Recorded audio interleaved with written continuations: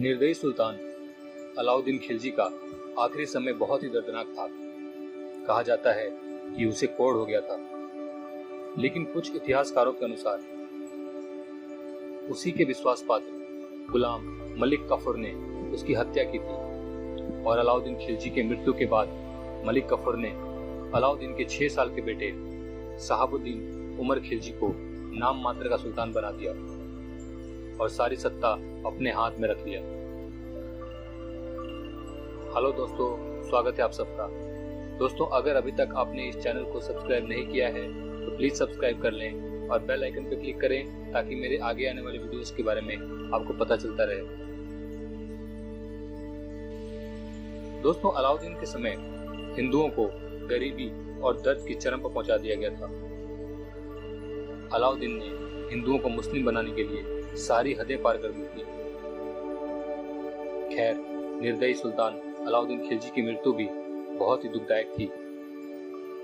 कहा जाता है कि उसे कोढ़ हो गया था, लेकिन इतिहासकार बर्नी के अनुसार अलाउद्दीन की मृत्यु स्वाभाविक नहीं थी, बल्कि उसके विश्वास पात्र गुलाम मलिक कफर ने उसकी हत्या की थी।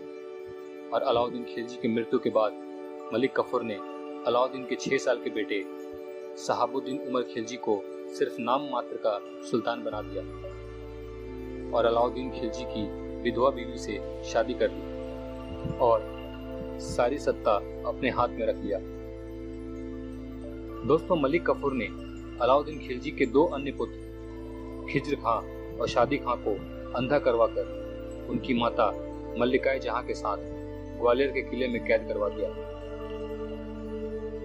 दोस्तों, उसने अलाउद्दीन खिलजी के एक और पुत्र कुतुबुद्दीन मुबारक खिलजी को भी कैद करवा दिया और उसकी भी आंखें फोड़ने के लिए उसने सैनिक भेजे, लेकिन वो चालाकी से बच गया।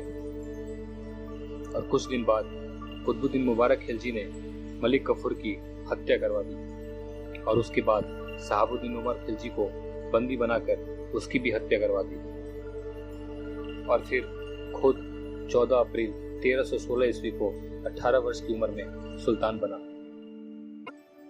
दोस्तों, राजा बनते ही उसने अलाउद्दीन खिलजी के सारे कठोर निर्णयों को बदलना शुरू किया।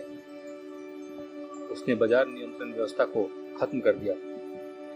उसने हजारों कैदियों को रिहा भी कर दिया और जिन लोगों को राजधानी के बाहर कर दिया गया था उन्हें वापस राजधानी में आने की अनुमति दी।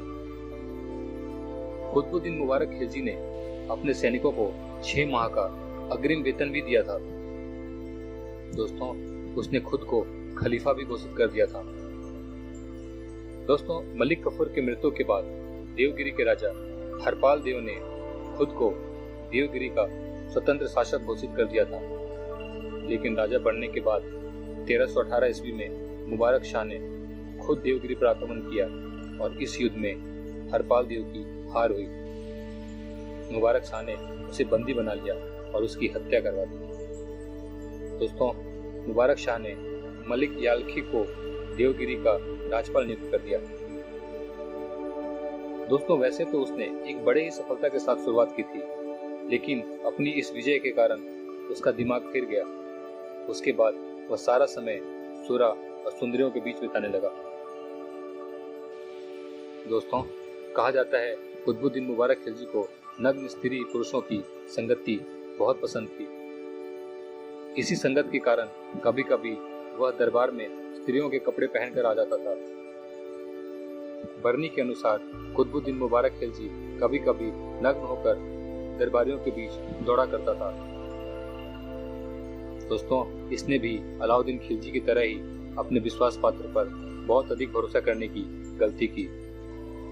इसका विश्वास पात्र खुसरो खां था, जिसको इसने अपना वजीर बनाया था और उसी वजीर ने कुतुबुद्दीन मुबारक खिलजी के खिलाफ साजिश रची। अप्रैल 1320 ईस्वी को उसने अपने अनुयायियों के साथ महल पर हमला कर दिया। दोस्तों, मुबारक शाह ने भागने की कोशिश की और हरम की तरफ भागा, लेकिन वहां वो पकड़ा गया और उसका सर काटकर उसकी हत्या कर दी गई। दोस्तों, इसके बाद नसीरुद्दीन खुसरो शाह गद्दी पर बैठा। दोस्तों, नसीरुद्दीन खुसरो खां हिंदू से अपना धर्म परिवर्तन करके मुस्लिम बना था। इसने खुद को पैगंबर का सेनापति का दर्जा दिया। दोस्तों, इसके आसपास के ज्यादातर लोग हिंदू थे, इसलिए लोग इस बात की खुशियां मनाने लगे कि दिल्ली में हिंदुओं का राज्य स्थापित हो गया और इस्लामी राज का अंत हो गया। दोस्तों, इस वजह से मुस्लिम खुसरो खां के खिलाफ हो गए और इसी वजह से इसकी विद्रोहियों की संख्या बढ़ने लगी। दोस्तों, गाजी मलिक तुगलक, जो कि दीपालपुर का सूबेदार था, उसने अनेक अमीरों को साथ लेकर खुसरो खां के खिलाफ सेना लेकर निकल पड़ा। 5 सितंबर 1320 ईस्वी को गाजी मलिक तुगलक और खुसरो खां के बीच युद्ध हुआ। इस युद्ध में खुसरो खां की हार हुई। इस हार के बाद खुसरो खां को पकड़कर गाजी के पास लाया गया और उसने जल्लादों को हुक्म दिया कि जिस जगह पर कुतुबुद्दीन मुबारक की हत्या की गई थी, उसी जगह पर खुसरो खां का भी सर काट दिया जाए। दोस्तों, उसने खुसरो खां का कटा हुआ सिर लोगों के पैरों के तले रौंदने के लिए खुले में फेंकवा दिया और 8 सितंबर 1320 ईस्वी को अमीरों और सरदारों की सहमति से गाजी मलिक गयासुद्दीन तुगलक शाह दिल्ली की गद्दी पर बैठा। दोस्तों, इस प्रकार दिल्ली से खिलजी वंश का अंत हो गया और दिल्ली में एक नए वंश तुगलक वंश का उदय हुआ। दोस्तों, आपको ये वीडियो कैसा लगा कमेंट बॉक्स में लिखकर जरूर बताएं।